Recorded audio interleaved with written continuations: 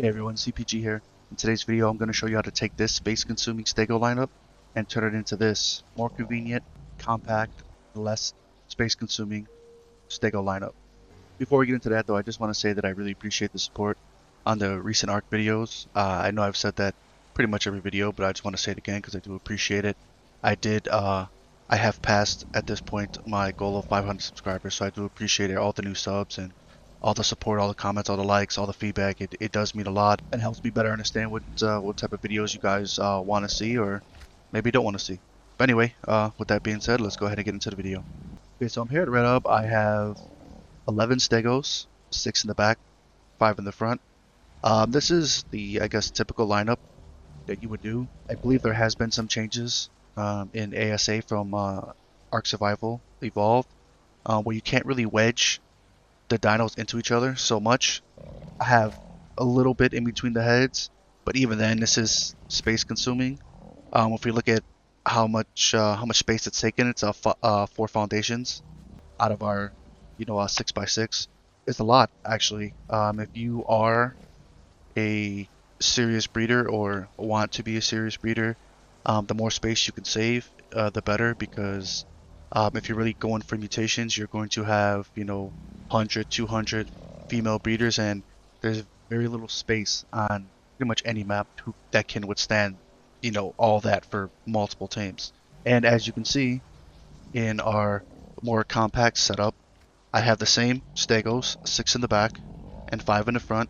As you can see, we are pretty much taking up a foundation and maybe a quarter of another foundation. So if we put into perspective our other setup of our other lineup being 4 foundations, and we're looking at about 1 1/4, so we could probably do about 5 rows with the Stegos like this, which is very efficient. Like I said, if you're going to be breeding, mass breeding, going for mutations, colors, whatever you want to do, you're going to need a lot of females, and this is by far, in my opinion, the best way to pretty much squish a lot of females into a small spot.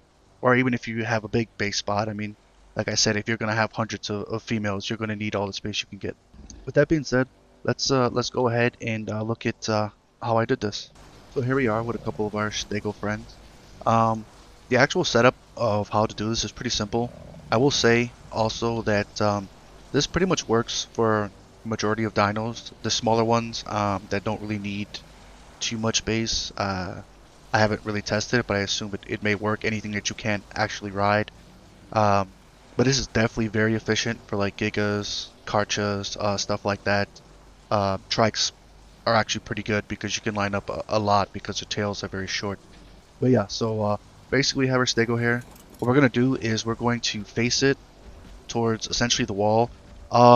My preference, it isn't a requirement or necessary to have like a flat wall or surface or something, but it does make it easier. So we're just gonna go ahead and grab our other Stego. Just gonna line it up next to it, and then we'll grab one more, just for the sake of it. So here we have our 3 Stegos.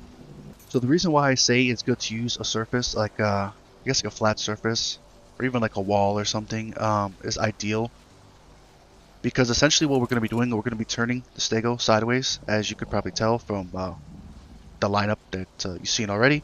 So we're just going to go ahead and turn it. The first one is always a little awkward because it's free to move. As you can see, you could kind of just move it anywhere, about and stuff like that. Sometimes it happens, it flops all over. Just gonna go like move backward. Majority of the time, moving backward is usually what it takes instead of moving forward. So here we have our first. This is essentially our base of the line, like our start. And then, as you can see, the tail is kind of stuck halfway through the Stego, like in its body. So when I jump on the Stego and I turn this time, it kind of just forms a line. The line itself isn't going to be very perfect. You can get it pretty close, but it all depends how much time you're taking and how, I guess, essentially perfect you want it. For the sake of the video, I'm kind of just going through the motion here. But so now we have this one turned to the side, and as you can see, the same thing with this Stego. The tails are kind of wedged in the body. So now I just turn. I'm literally just pressing W. I guess if you're on a controller, just hold the analog stick forward, and then I just turn it, like it's not going anywhere. And then more or less you just repeat this for however long you want. As I said in this particular video, I did the same amount, 11, 6 in the back, and I did the 5 here. As you can tell, even on this one, it kind of fell lopsided. As I said, I'm just, essentially just going through the steps here. Not really looking for perfection, but if you do set it up properly, you can get it really close so it's almost a straight line. As mentioned, you can do this with, gigas, karchas, pretty much anything that takes up a lot of space. And more or less, it's just really efficient. So I definitely recommend doing this with all your dinos, all your breeders. If you want to, like mass breed, I definitely recommend doing this. And that's pretty much about it. If you did enjoy the video, go ahead and leave a like. Also, if you have any questions about how to do this or any questions about the steps I went through, go ahead and leave me a comment. Or if you have any feedback about this, or if you have tried this or currently using this and how well it's working or may not be working, go ahead and let me know down in the comments below. But yeah, I will see you guys next video.